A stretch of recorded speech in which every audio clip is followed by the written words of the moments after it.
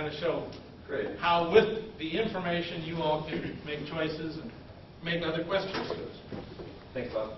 So Empowered essentially is the public interface to that $25.4 million project. This was funded as part of that, and really has a two-pronged mission. One is very much in line with the mission of this group, which is to elevate the energy IQ of the campus community. The second part of the mission of this program is to inspire individuals to participate in a culture of conservation.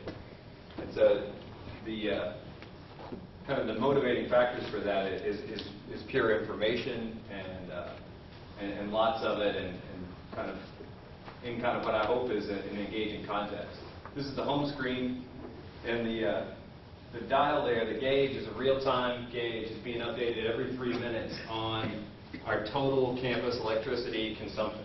And so right now we're consuming 32 megawatts of power.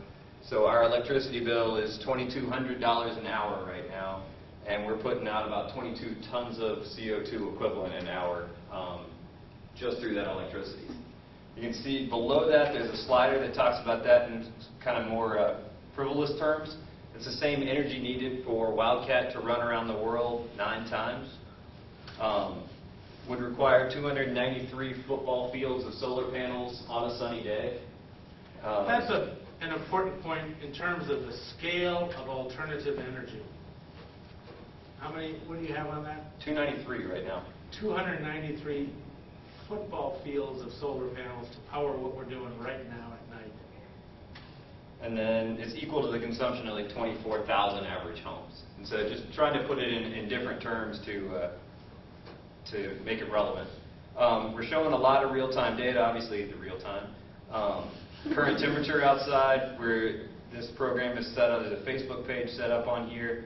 The bar across the bottom shows consumption across the most recent 12 hours. So you can see we peaked about 2 o'clock, and we're slowly winding down as we shut buildings down through the Delta room. This main panel on the home screen rotates through 7 different things. This first one is just an intro. 4 of the 7 dots are these hypothetical situations. What would happen if I did this? What would happen if everybody did this? So we designed them for transportation, for use of appliances, for lights, and for taking the stairs instead of the elevator. This is how all 4 of them work. You choose your mode of transportation, and all 4 of these modes are compared against driving by yourself in a car. I bike, and so I'll start there. If I bike, and I'm just one person, I save about $2 a day in fuel based on the average commute distance for our faculty, staff, and students kind of combined and weighted. But if everybody on campus did that, the fuel savings in a day would be close to $67,000. The CO2 emissions in a day would be 20,000 tons of CO2 saved in a day if everybody biked. Is everybody going to bike? No. But this tool gives you the ability to say, what's the impact if I did it? What's the impact if more people on campus did it? And so again, we designed that for taking the stairs versus the elevator, for turning out lights, and for sharing appliances. Across the top are really kind of the 4 main destinations on the program, and Choose a Building is the other real-time feature in addition to the homepage. Right now we have 25 campus buildings loaded in. Go to Davis-Marksbury. We have 25 loaded in now. We're adding an additional 61. And so by the end of February, there'll be 86 buildings in this system. And as we build new facilities, we'll be adding them. We haven't discussed plans to go back in and retrofit existing buildings with sub-meters. Something that we could do, but it had no definite plans there. So reading from top left, you get a little bio on the building. You get a gauge showing the actual use right now. And then the consumption for the time period that you're looking at. The default time period is the day. And so Davis-Marksbury today has consumed 2273 kilowatt hours. Right below that, you see the watts per square foot, kind of a generic energy use intensity for that facility. And below that, a breakdown of how that building is used. It's 4% classroom, 27% office, 22% lab space, and 47% other.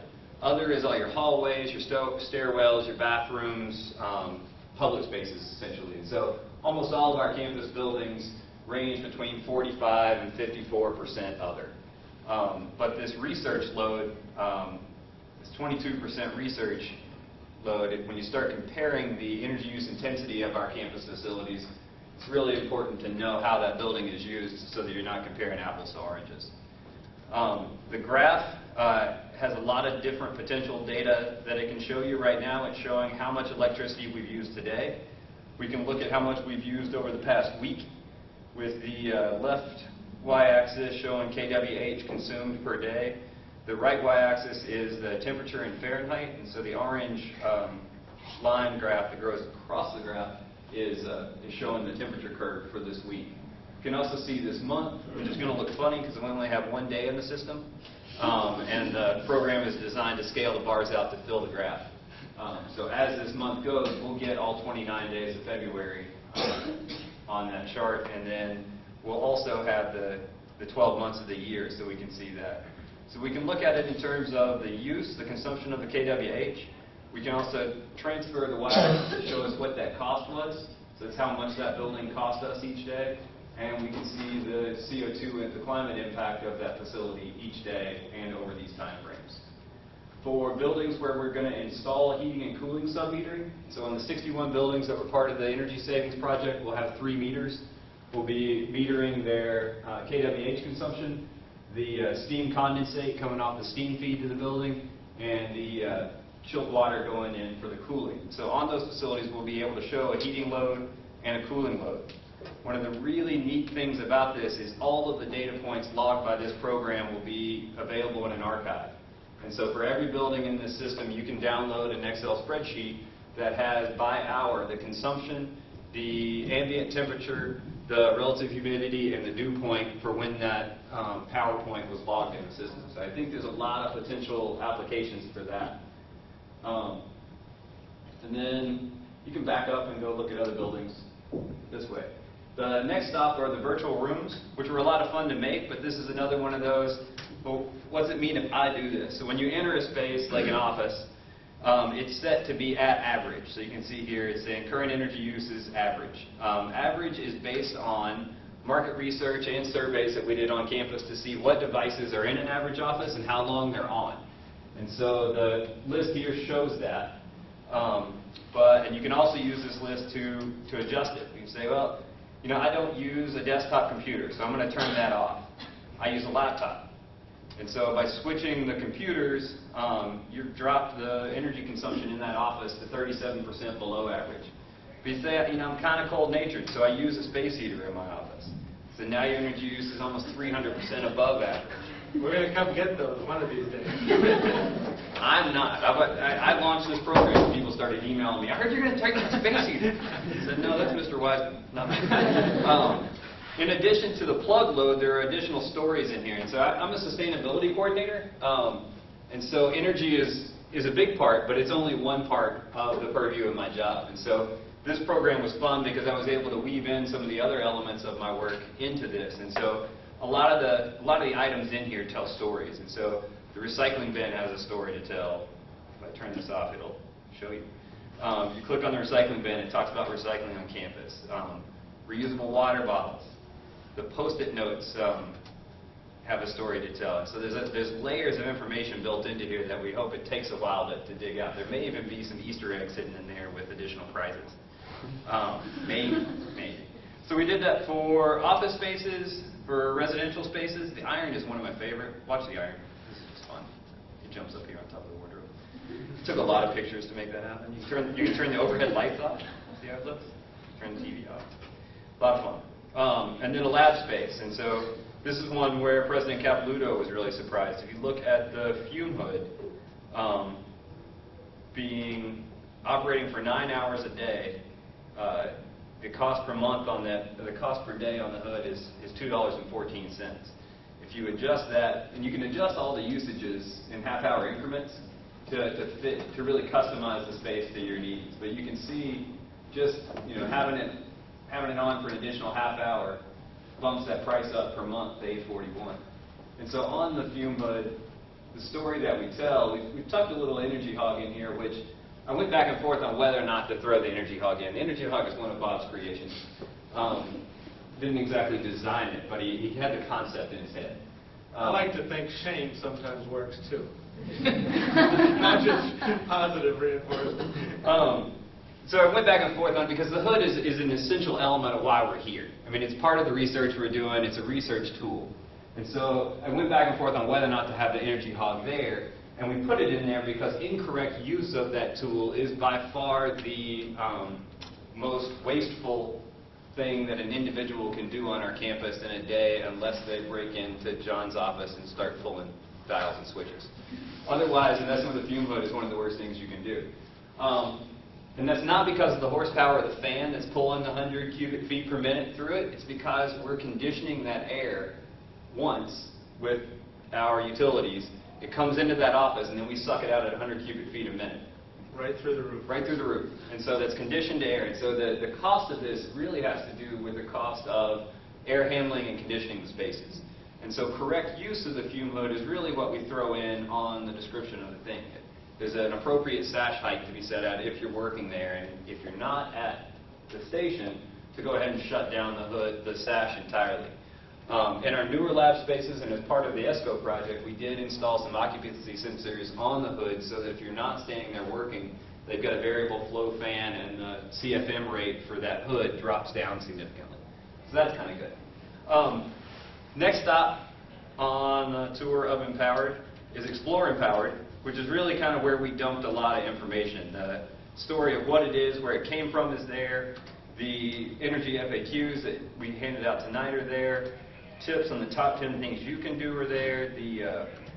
I'll come back to Empower You. A description of the Campus Energy Savings Project, which that's a little funky. I should talk to my designer about that.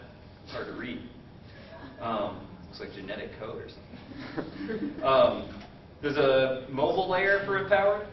It's just empowered.uky.edu/mobile. And all of the real-time data is there. So the consumption for the campus as a whole and the consumption for the individual buildings is there. The videos are there. Virtual rooms aren't. The hypotheticals aren't. There's a glossary of terms, video transcripts for the hearing impaired, and I guess I had to put my contact information on there, so if you want to talk to me about it, that's there. In the video library, this was a fun project. This project we called Dinosaurs to the Delta Room. And I wanted to tell the story in a very, very informative but fun way of all of our utilities from their formation in deep geologic time to the state-of-the-art techniques that we use for conservation now. And so that's the story of the formation of coal, the formation of natural gas, how water came to be on the planet, and then how we get all of those things out of the state that they're in now, how we use them on campus, and each of those, the speakers on this aren't going to work, but I can show you a quick clip from, what video do you want to see? The story of what? Natural gas. Natural gas formation, extraction, or use? Extraction. Extraction. So, how do we get natural gas? You get this fun little video that's got a guitar riff that I'm over. And it may have just taxed this poor machine.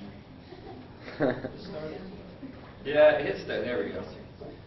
So, natural gas was first found in Kentucky during the Civil War. I'm not going to narrate. Let's see if this will do. Using equipment similar to large jackhammers. Deep below underground water sources, a pipe circulates cement around the drilling to protect our fresh drinking water. Past this point, drilling often continues for a half-mile or more. Today, some wells drill horizontally into shale where fractures are created by injecting a pressurized mixture of mostly nitrogen, foamy water, and sand. Captured gas is sent through a sales meter to a compressor, and if needed, processed to remove nitrogen, volatile liquids like propane and octane. It is then pumped through a piping system to distributors and customers. So real quick, narrated stills for every aspect of our utility.